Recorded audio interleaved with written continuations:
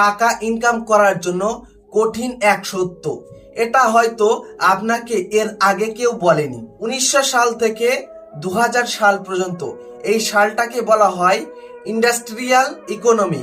কারখানা আপনাকে টাকা রোজগার করে দেবে।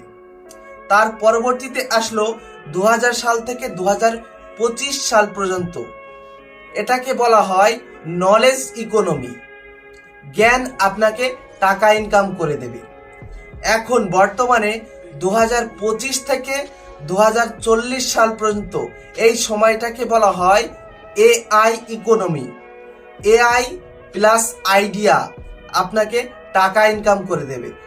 এবার আপনি এই আধুনিক যুগে ভাবুন কিভাবে টাকা ইনকাম করবে। শুধুমাত্র নলেজের পেছনে পড়ে থেকে টাকা ইনকাম করবেন, নাকি বর্তমানে এআই এবং আইডিয়ার উপরে নির্ভর করে আপনি টাকার পেছনে ছুটবেন? এটা পুরোটাই আপনার উপরে নির্ভর করবে।